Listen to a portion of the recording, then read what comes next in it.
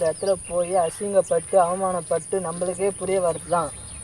இப்போ வந்து காலேஜெலாம் உனக்கு வந்து சொல்லித்தர போகிறது கிடையாது. தம்பி நீங்கள் போனால் இதுதான்ப்பா பண்ணணும், அதெல்லாம் பண்ணணும், இவ்வளோ சேலரி நீ வாங்குவோம் அப்படி சொல்கிறாங்களா? ஸ்கூல்லேருந்து சொல்லிட்டாங்களா? எதுவும் வாழ்க்கைக்கு முக்கியம்? இப்போ ஒர்க்கு தான் முக்கியம், பணம் முக்கியம். பணம் முக்கியம், வேலை கூட முக்கியம், பணம் முக்கியம். பணம் எப்படி வரும்? வேலைக்கு போனால் தான் வரும்.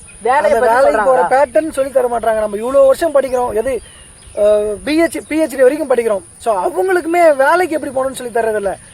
இது வரைக்கும் உங்களுக்கு இந்த சப்ஜெக்ட் நீங்கள் எப்படி பாஸ் பண்ணணும் அப்படின்னு சொல்லி தராங்க. பாஸ் பண்ணுறது இம்பார்ட்டன்ட் இல்லை. பாஸ் பண்ணால் இப்படிலாம் வேலை இருக்குது, இப்படி இந்த வேலைக்கு போனால் நீங்கள் இவ்வளோ சம்பளம் வாங்கலாம், அதை சொல்லுங்கள், தயவுசெய்து சொல்லுங்கள், எல்லாருக்குமே சொல்லுங்கள். எல்லா கல்லூரியும் வந்து இதை வந்து சொல்லணும்.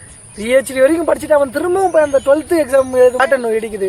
எப்படி சொல்கிறதுன்னா 8வது படிக்கிறவங்களும் அந்த டிஎன்பிஎஸ்சி எழுதலாம், டிகிரி படித்தவனும் எழுதலாம், எம்பிஏ படித்தவனும் எழுதலாம். நீ any degree, any PhD, any எப்படி சொல்கிறதுனா எல்லா. அதை விட ரொம்ப கொடுமையான விஷயம் என்ன அப்படின்னா, வட மாநிலத்திலேருந்து வந்து எழுதுறான். வட மாநிலத்திலேருந்து வந்து எழுதுறான். இப்போ நாங்கள் எங்களுக்கான இடமே இல்லாமல் போன இடத்துல வட மாநிலத்திலேருந்து வந்து அவனுடைய கான்ட்ரிபியூட்டை காமிக்கிறான். ஸோ அவனுக்கு எத்தனை பேர் நம்ம தமிழ்நாட்டு மக்கள் கிடைக்குது, எத்தனை பேருக்கு வெளியிலேருந்து கிடைக்குது எதுவுமே தெரிய மாட்டுது.